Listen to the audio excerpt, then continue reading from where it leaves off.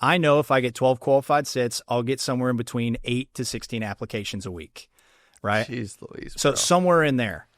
Somewhere That's in amazing. there. Yeah. That's and I've had 7 before. Sure. But it was nuts. It was like, it usually comes at the tail end. But that's a tough week. You do that exact same thing, you'll have 15 the next week.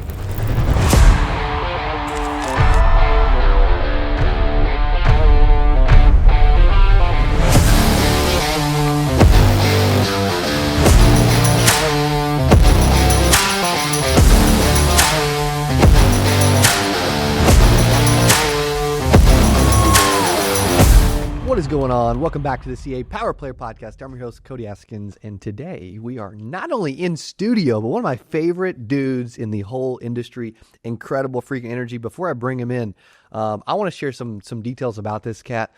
Not only does the dude shows up, wants to help people, wants to see people win. He's a part of an incredible organization that is absolutely consuming the crap out of our CABOOM Leads, which is amazing as well, which is ORCA Life. This gentleman is out of OKC, Oklahoma City now.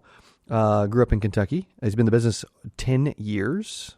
Personally, he's done over $1.6 million in personal production, and his team's done over $20 million to date.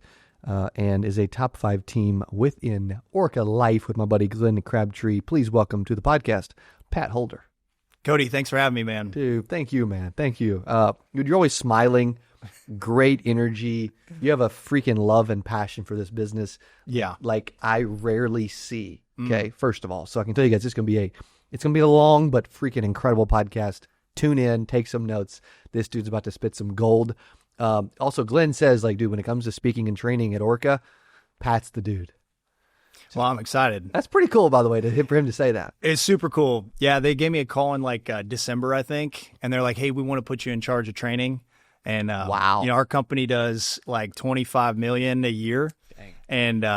And at first, I was just, and still now, I'm just ecstatic. And it's like, man, all those long hours, paying off, and it's like, man, like people actually want to hear from me. That's kind of crazy.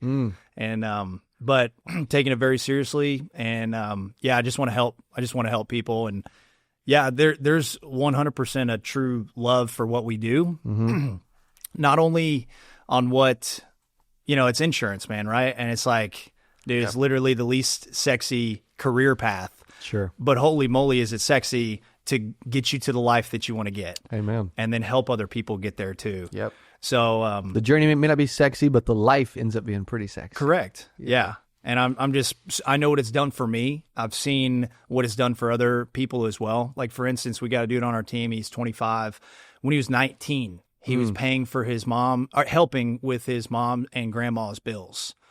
And like when you see that happen over and over and over again, there's just like an undeniable truth to when you remain consistent and persistent and you just keep showing up that like you can get whatever you want. Amen. And there's a lot of freedom with it, especially with the residuals, the income potential, the impact. It's pretty good. When you're helping people with claims, giving people the peace of mind. It's just how rewarding, ridiculous. How rewarding is that to help deliver a claim and like give a family life insurance, a check? Yeah, I think there's 2 components. There's the in-home, which is giving somebody the peace of mind. That's unbelievable. Like you can literally see like the depression out of them or the like I feel so much better about this. Like this is every day. 80% or more, that's not a real stat, but like a lot of folks are like, I feel so much better about this. And a lot of times there are folks that are like, I'm good. I don't need any. I don't want any at first. Yeah. And so it's that component of giving the peace of mind and we're talking life insurance, final expense. That's right. And so while they're still here, that peace of mind, but then, talking to the families, like there are definitely folks on my mind that I don't know what I would have done without that life insurance. Wow. And I know some of them were folks that said, I got to think about it when I was sitting there with them. And aren't you glad you got some skill today? Oh yeah, man. Yeah. I mean, I think it's just, for sure.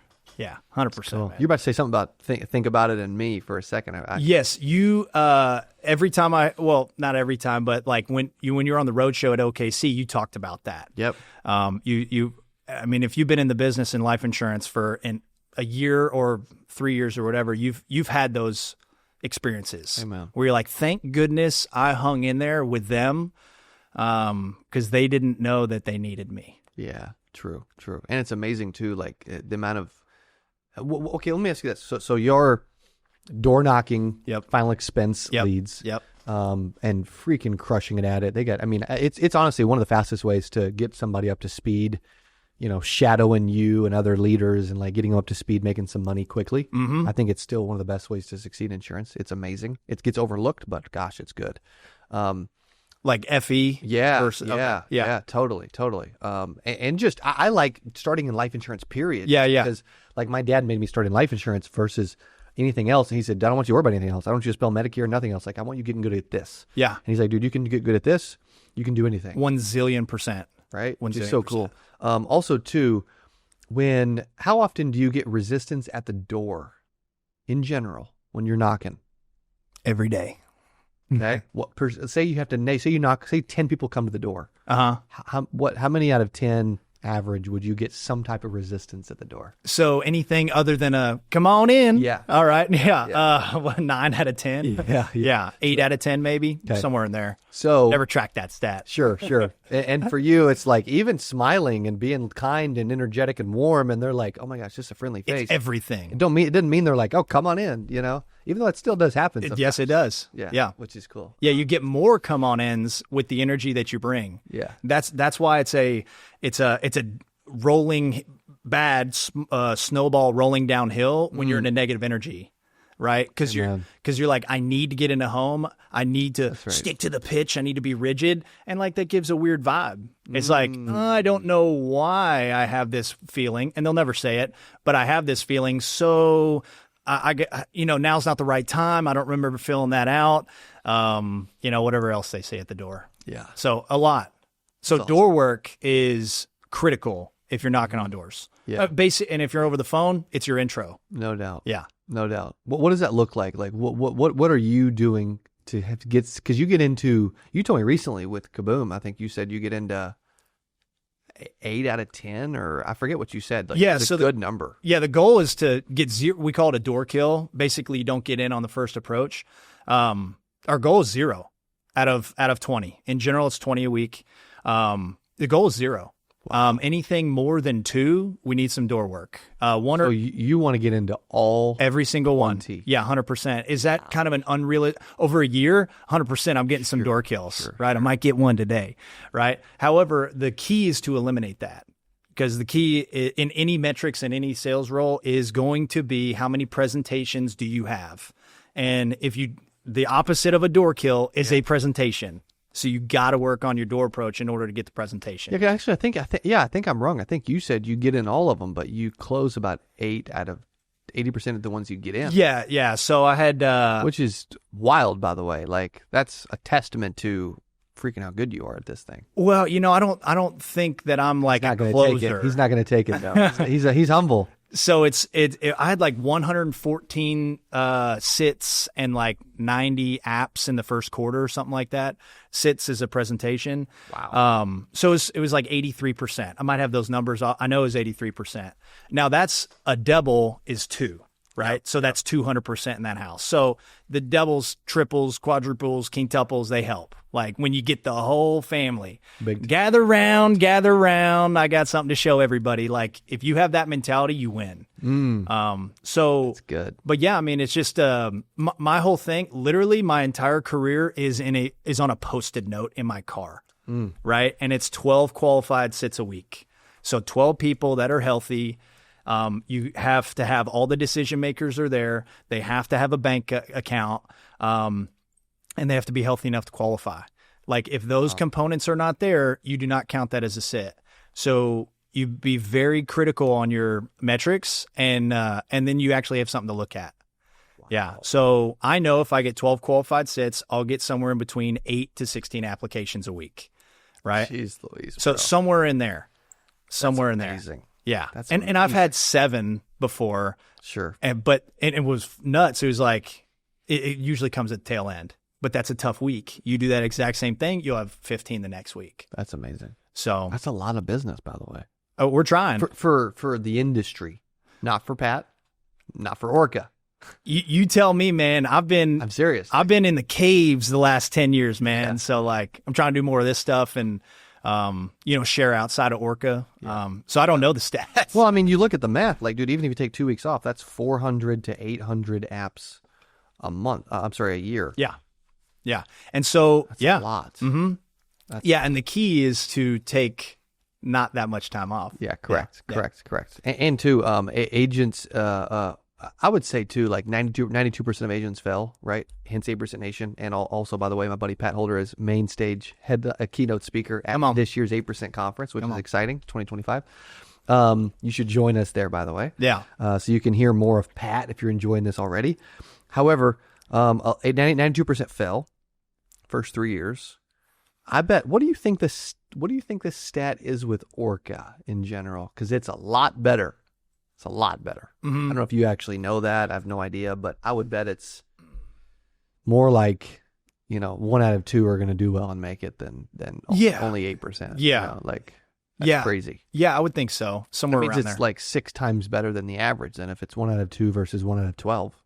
Yeah. I mean, I'll put it this way. We don't talk about turnover. Like, it just doesn't really happen. Cool. Like, if somebody if they show up to all the training calls, if they're coachable and literally just work, like I don't know if it's just our business, but it's the most transparent business that exists.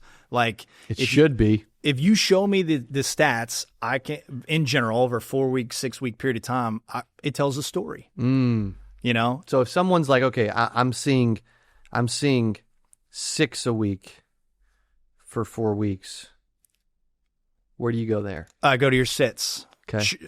How many sits did you have on those Mondays, Tuesdays, Wednesdays, Thursdays? We do 4 days. Okay. So what if they had, let's just say they had 8 sits a week? 8 sits, door work. Either door work or how are you setting B-backs? Okay. Right? So we don't set very many B-backs, but there are times. Like, I'll be back? I'll be back, yeah. So mom. Terminator. I'll be back, Miss Jones. Yeah, exactly. So, like, if the wife is home and the husband's not, we set a B-back. Okay? All the decision makers aren't there. So you ask that at the door? Yes. Yep, right away. Wow. Right away. Is Dad here too? No? Oh, okay. Hey, we need Dad here to be here anyways. I bet he's at work. He gets off about 5 or 6. Okay, cool. Well, I'll come back. I'll make you the last family I see tonight around 7 or 8 o'clock. Now it's dark, okay? So don't shoot me, all right? All right, see ya. And then you boogie as quickly as you can, right? So if I see somebody averaging 8 sits a week, it is door work or B-backs. Yep. And ORCA obviously provides leads, so that's different. Where in and it has opportunities. So maybe if they're just solo, they're out on their own, they're doing their thing. You could also maybe say there's a lack of leads too. Maybe could be. Yeah, 100%. Right? Oh yeah. Never in y'all's example, but in some examples, well, sure. 100%. Like if somebody doesn't get enough leads for that day, that happens all the time. Like you run out of leads at 1, 2, 3, 4, 5 o'clock. Like that is not a today thing. It's a last night thing. It's a yesterday thing. You don't have enough body of work to give yourself enough opportunities to be successful today and this week. That's cool. And if you do not have that, you're like, these 3 leads got to work out. Like, man, you're grasping at straws. What do you see? What is typically the reason why?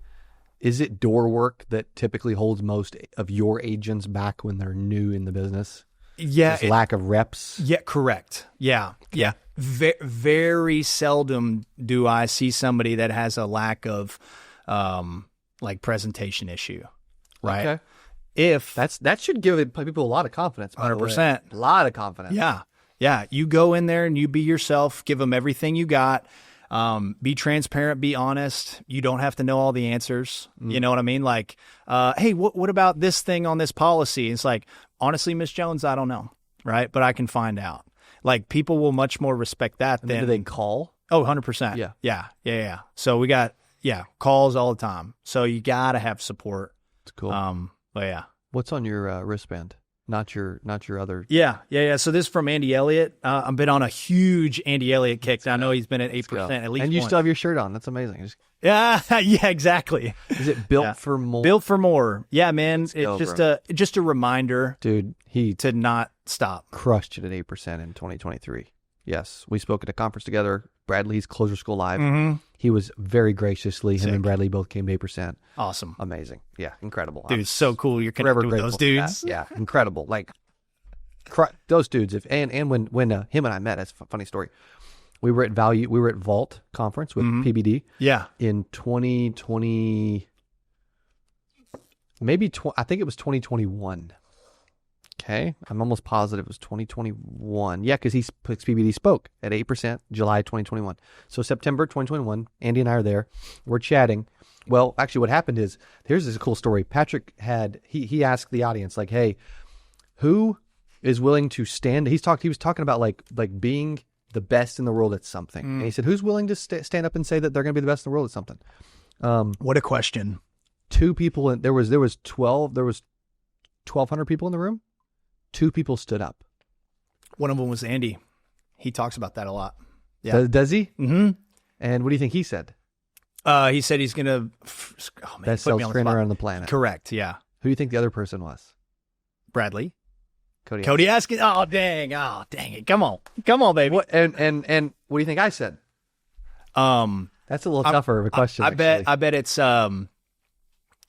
some version of you're going to ding the universe in the insurance world. Yeah, a ton of agents, yes. 1 million agents, there you 5 million. So it was based around speaking to help people, right, and being the best speaker in the world. But yes, in insurance for a long time at least. Yes. So that goes with the principle that Andy Elliott talks about: is run to the chaos. I bet you didn't want to go up there, right? Oh no. You're like, I don't want to sit here and say I was terrified. Something that I might not feel to be 100% true right now, but you make the proclamation, and what did it do for you right after that? Oh my gosh, dude. Well, and then he's coming up to me and we're chatting on a yacht off the coast of Miami. Sick. During the event.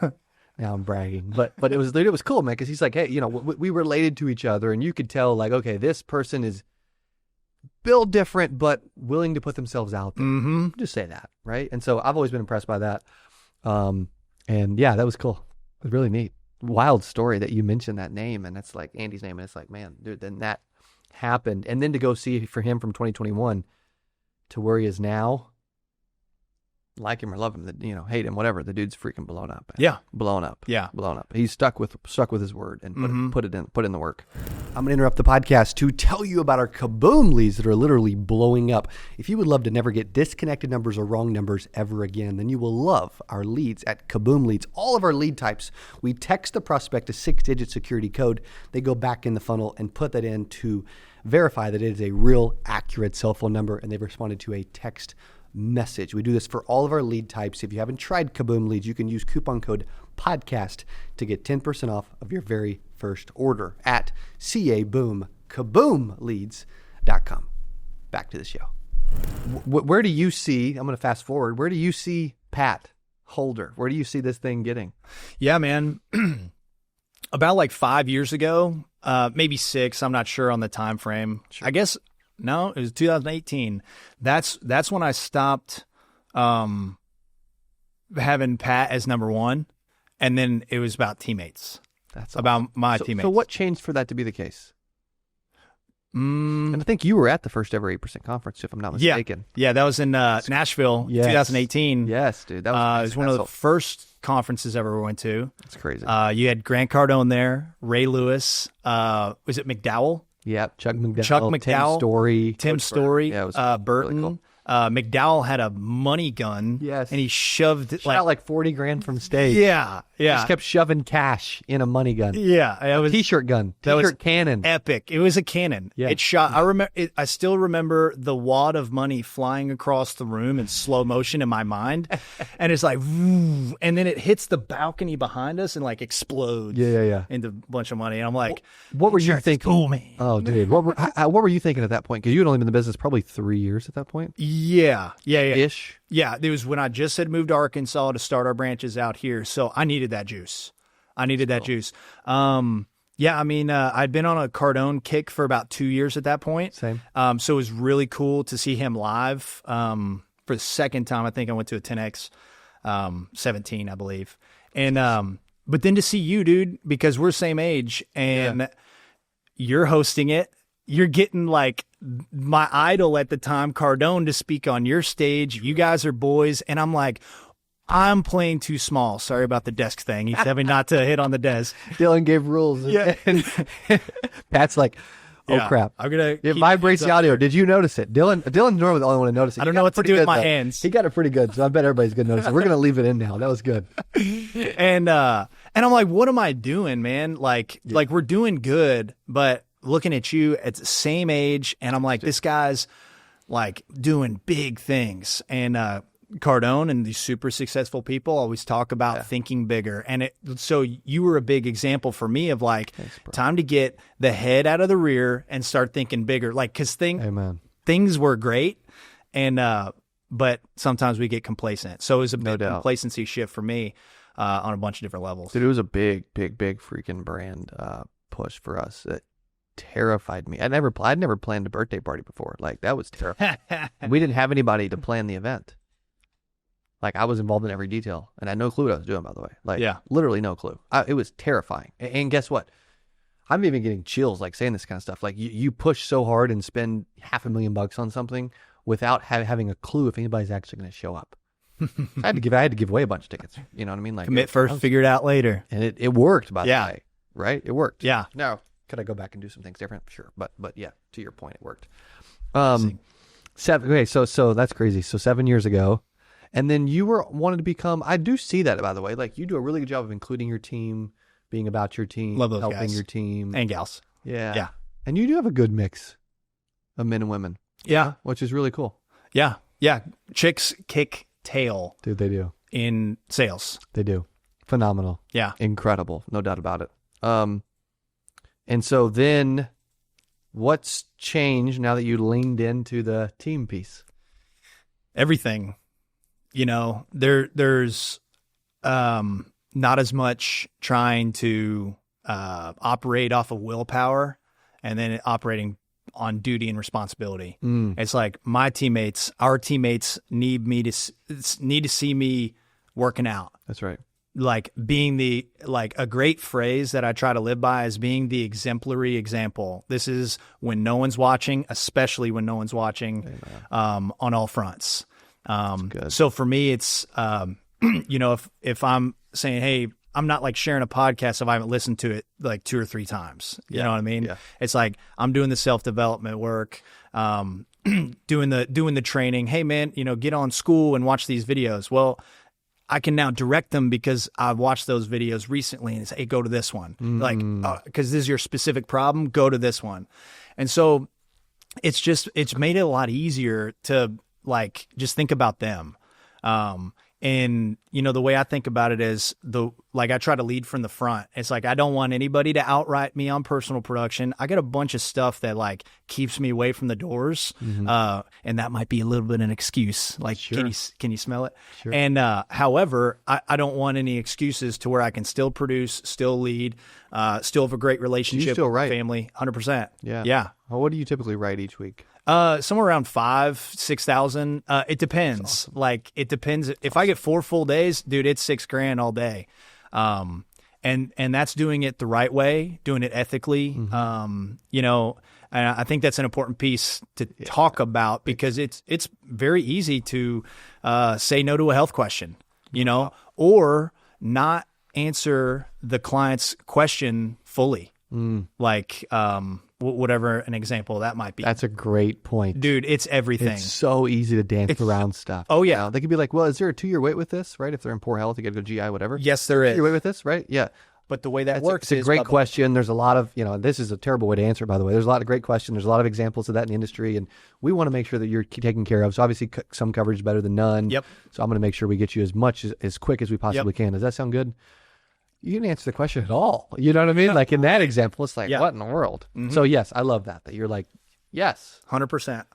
And when you're staring at a commission and you need to earn some money, Yeah. that decision somehow becomes a little easier to answer no to or whatever. Amen. How often does it happen in the industry where people like fudge height and weight or tobacco or whatever else or health questions? Yeah. Yep. We run behind it a lot. Not on our team. We push it hard on our team. It's like, hey, go guaranteed issue instead of this other company that would pay us more or whatever. Always put the client first. There's a three-legged stool, and that is client, company, yourself. Yep. And yourself comes third, by the way. And I don't think people realize this too, because like if someone passes away in the first 2 years, Yep. they're going to look it up and know it, and the policy is going to get rescinded. Like I just heard about an example. I'm curious your thoughts on this, where an agent sold a policy. She passed away about a year and a half later, almost 2 years ago. They went back and they looked, and she had a doctor's appointment the day before the policy was sold, and they documented her at like, I don't know, 250 something, 250 pounds, something like that. And then the agent wrote that she was like $175. Yeah. Policy did not pay out. Yeah. Got to be accurate. Yeah. And it affected the whole agent's career, and the agent is no longer with that company anymore. Yeah. Yeah. It's a slippery slope. Documented the day before, I mean, could the client not be honest with you? Yes, but they're rarely going to just make up 75 pounds off of something that they just found out yesterday. Not 75. Yeah. No, like they're going to fudge a little. I'm a two something. Mm-hmm. Okay, but you know what I mean? Like crazy. Yeah. Crazy. So doing it the right way. Amen. I've written more bits because at first, it wasn't the Wild West, but it was like, hey man, like, if it could go through, let's push it through. But then after it was right when I first started, and then I was like, wait a minute, like then I was coached three-legged stool. It's like you got to put the client in the right spot. You got to take care of the companies that you're representing, Amen. Which is huge. They're the ones that pay you. And it's like, and they're the ones that pay the client's death claim too. Exactly. Correct. And if we want to keep our company, like if we can collectively think similarly as an industry, like we want to keep our insurance companies' rates down, right? Amen. Well, let's write properly. Let's put them return a premium if that's the way they got to go. I remember that talking to Glenn, by the way, back in probably like 2018, 2019. Like that stood out to me that like, dude, this dude does not play games with ethics. No, he just doesn't. Like, I felt that early on with him. We had a conversation about something like literally 6-7 years ago, and I still remember it to this day, because it's just like you don't get that everywhere in this industry, and it's sad, man, but you don't. And if you're new or you're struggling or you feel alone, like I'm telling you, the stuff we're talking about is not necessarily normal everywhere, which it was. Maybe Pat can do something about that. Hey, man, I'm trying my best, but I haven't got there yet. You're doing good by doing stuff like this. If we can get the industry on a collective front to have to change the stigma of what an insurance salesperson is like, right? To change the stigma of that, then we're making a real difference. Amen. We're starting to notice that in our territory of like brand recognition and stuff like that. That's cool. It's a slow process, but it works. And if we can collectively do the right thing for the clients, do the right thing for our companies, then it's going to help you out in the long run. And what if there's a world where it's like, like somebody shows up. I knocked on that for a reason. And it's like, hey, I'm pest control. No, sorry. Oh, I'm solar. No, sorry. You keep getting doors shut. Oh, I'm here to help with insurance. And like, insurance. I love you guys. Get on in here. Mm-hmm. What if it was like that? What if we lived in a world like that where they're like, insurance people are different? Wow. So those are the kind of missions. And I'm starting on our team and ORCA and hopefully more now, but like, what if that was the universe that we lived in? Amen. So let's start moving in that direction. It starts individually. And my firm belief is you'll actually make more money, help more people when you do it that way. 100%.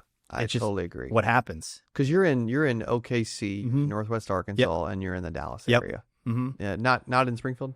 We actually do have one guy in Branson. Nice. Yeah. Let's go. Yeah. That's cool. I love it. But I mean, we're a road warrior team, so like this is our backyard. Nice, dude. Yeah, cool. we run leads all over this place. Yeah, You CABOOMs, by the way. CABOOM. Oh, dude, at least that's amazing. That's happening because I used to door knock everywhere around here. There you go. So it's good knocking. It's good knocking. I mean, fantastic folks, and they need what we have. Hey, man. Yeah. CABOOMs in Southwest Missouri. Yeah, that's cool. There you go. Yeah, you mentioned CABOOMs. I know I've dropped it a couple times, but what's that been like? Because y'all, what was the experience? Because you guys have, you've historically always done direct mail only. Yep. You'll create your own direct mail lead inside of ORCA, I believe, and then in a creative way, if I'm not mistaken. But then also you have tried digital over the years. Yeah. So we got a bad taste in our mouth on digital, so we kind of got to screen them a little bit more in our mind. Matter of fact, so CABOOMs are our third, maybe fourth digital lead that we've tried as a company, and it was just like, I don't even know what was going on. It was people haven't lived here for 20 years, 12 years, 10 years, 5 years. This person died 8 years ago. Never heard of this person. We've lived here for 30 years. Who the heck is this person? And, you run into that. You, as sales professionals, and running off leads, we must have confidence in our lead. If you do not have confidence in your lead stack, your mentality will go down, your production will go down, no doubt. And you may leave the business. Yep. Right. And so this is the third version. So by the time we got to CABOOMs, nobody was getting them because they're like, no, dude, we're not going to try these out. No. And so, you too? Oh, yeah. Absolutely. I was one of those guys. I'm like, no. Digital, sorry. When was this? Some point last year? Don't get me fibbing. It feels sometime last year. 6 months, 8 months. Yeah. Somewhere in that time frame. Maybe longer. Yeah. And it's just been a complete turnaround because I was talking to, actually for me, I adopted them within the last, this year, early. Because I remember having a conversation with two guys that are, shout out Jeff Richardson and Andy Bell, and they're just really solid agents. And they what did Jeff wrote $15,000 on his first 20, and he still had a few left, and he was the number one agent at the first few weeks, and he's like, dude, I'm loving them. And and I'm like, tell me the truth, dude, please. And then he's like, dude, I love them. And I said, what's your approach? What's the difference? And there's not much difference. Just give them a friendly, hey, how you doing? And we've absolutely loved them. They've, for me personally, they've allowed my fiance to work around home. With, I'm on the road, and so she's home with the dog. And so the way we work, it is an all day thing for 4 days. And so you can't go out there, drive an hour to go to your leads and then just work 5 hours and come back. Can't leave the dog longer than that. And so the CABOOMs kept it tight. They're fresh. We can drop them tactically, and then puts us in front of the right people. And let me tell you something about CABOOMs too, is that it seems like, and this is over lots of data, it seems like they're more receptive. I don't like using, I'll keep it at that, is way more receptive as far as definitely looking for what we got. That's awesome. And that's crazy. Yeah, it's phenomenal. The other thing is phone numbers on all of them. Not all direct mails have phone numbers. Yep. So if you can't catch them home when you're in that area or whatever, now you're creating a lead stack that you can call on a rainy day or just call before you leave the territory. So the amount of leads that we can actually retire goes up because of the just follow up versus leaving a little note on their door. Yeah. That's you know what I mean? So we've loved them. That's awesome, dude. Appreciate that. Appreciate you sharing that too. That's amazing. For sure. And I've been on a mission too ever since I acquired our marketing company. We bought out our partners and kind of put all the companies together to find a really good option for agents. And man, I've been spending I spent hours this morning. I'm in it. And I don't have to be now as much, but it just matters. And it means so much to people. Without leads, you're unemployed, It is the lifeblood of our business. And if we can find, which we have, that thanks to CABOOM, a reliable lead source, that piece is taken care of. That's right. So now it's just an execution game. You do not want to play the execution plus where's my next lead coming from game. Right. Holy moly. Those 2 jobs. Killer, yeah. Yeah. It makes this a whole nother thing. You've mentioned that there's been times where you almost left the business. Oh yeah. What's that like? When did that happen? There've been several times. It wasn't this morning, right? Every day, man, every day. And no, I mean the thought creeps up. Like if you're, if you don't have that thought, you're not human. Mm-hmm. Amen. I would agree with that. Yeah. But there were several times that were more serious than others. Sure. That's just a normal part of being in sales because we don't typically live in a household and we typically don't have a family and we typically don't have a friend group that's all entrepreneurs and sales. Like we're typically the odd man out. Yeah. And so the struggle when we go home or to Thanksgiving or Christmas and talking to the friends, like, we can't relate a lot. And so it's like, man, it sounds like it's hard. Like, why don't you just do that one thing? It's much safer, better hours or whatever. Yeah. And you got to remember, oh man, I'm trying to build a life. I'm not trying to get a paycheck every 2 weeks. That's right. So for me, it was all on the back end of not being committed, like 100%. Yep. I remember talking to Kev, Glasscock. Man, awesome. He's the one that really I leaned on a lot to learn the business because he was the number 1 guy for like 4 years in a row, and I'm like, cool. I want what he's got. And I remember talking to him, and I'm like, I am out, like, wow. And it was just so dark. Like there's no light at the end of the tunnel. Like I'm in a cave. This is all mentally and spiritually, whatever. Yeah. And it's like, I'm done. I can't do this anymore. Wow. And then it was just one more recommitment, And it's like recommit to training, recommit to taking care of yourself, recommitting to keep showing up. And then you sit down with that one family that's been waiting on you. And then you're like, oh my God, I love this thing. Yeah. Right. And, so for anybody out there who's like thinking about quitting, it's a normal thought. We're all human beings, right? But don't do it. I promise you, like stay in the game, keep showing up, figure out a way to continue to put one foot in front of the other. And it just keeps getting better and better. Because what if you're in the toughest part of your entire career right now and you don't even know it? You don't have a crystal ball, but what if you push through that and you're like, you build so much courage and, determination from that experience to where now you can wear it like a badge of honor versus I quit everything that I start. Because you don't want to live with that forever. You do not. I'm so glad I didn't quit, man. I'm so glad you did. Every time. Yeah. True. But I'm also glad you're willing to open up and share and be honest, and vulnerable with the audience there's probably a bunch of people that are going to listen to this that are literally thinking about it. Yeah. 100%. Today, yesterday, good weekend, Don't do it. Yeah. Don't do it. Figure out how you put yourself there.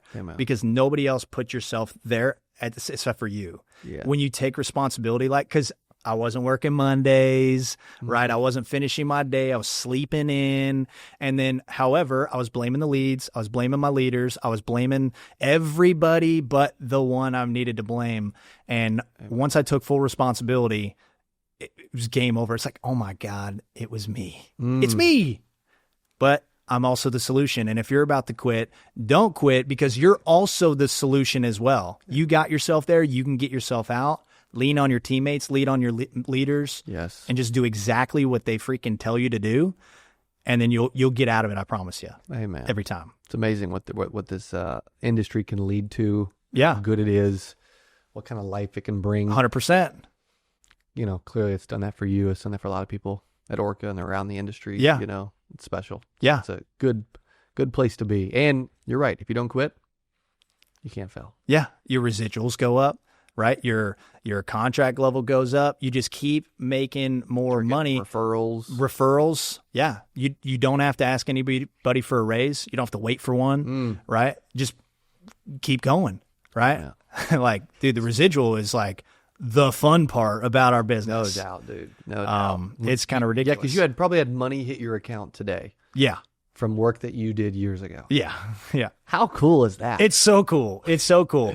And like, it's something we're used to, you know, like getting paid from 2015, 2016, 2017, 2018, all the way up to today. And, yeah, it's just, it stacks. The only problem is it's kind of a slow compound, so you don't like feel it as much. Sure. However, if you take like 6 month snippets back and just track what your back end is over the last 6 months and do that all the way back to your start date, and you'll see it's going up. Yeah. If assuming you've been full time this whole time. Correct. So that's when it gets real sexy. It's killer. Yeah. Oh gosh, for sure. And seeing my teammates when they're like, dude, I got my first one, like, it's $40. I'm like, dude, that's the biggest $40 ever, man. Right. Cause that's going to keep coming. That's going to keep growing, and just stick with it, you know, and it's the coolest part. It's awesome. One of the coolest I'll take as many $40 that I already previously worked for as I can possibly get. Then there's a zero. Then you add another zero. That's right. Yeah. 40, 440, 400, 4,000. Yeah. 40,000. Then you play a bigger game. Yeah. Come on. That's awesome. Dude, if they want to learn more about you and just plug into what you're doing, what should they do or where should they go? Sure. Yeah, I've been living in a cave the last 10 years. So this year for our household, for Geneva and I, it's the year of branding, right? I mean, you're just an exemplary example of that. Thank you. And just trying to give as much as I can. And so people can find me on Instagram and TikTok, at least right now. Nice. And it's just Pat Holder 365. That's it. Pat Holder 365. Just looking to post more stuff on that. And I'm really just trying to be the guy that like the mentors that I had, plus the guy that I never had, you know? And so, I'm trying to be that guy because I know what a good teammate can do for you, to hang with you, to help you out in your darkest of times, and or the best of times. Hey man, when things are good, let's double down, baby. You know, like we got those seasons too. True. So I just want to help. I just want to give, and that's one of the reasons why I'm here, man. Because I know 1,000,000% that's your mission as well, and you're the type of people I want to be around more. Likewise. Back at you. Thanks for being on the Power Player Podcast. Yeah. You're a good dude, man. Also, thank you guys for hanging. How about Pat's energy, man? His energy, his passion, good freaking dude, slamming tables, smiling, all kind of stuff, man. Doing an incredible job. If you enjoyed this, let us know in comments, what did you enjoy the most about what Pat has shared in the conversation today? And as always, we look forward to seeing you on the next Power Player Podcast. Kaboom.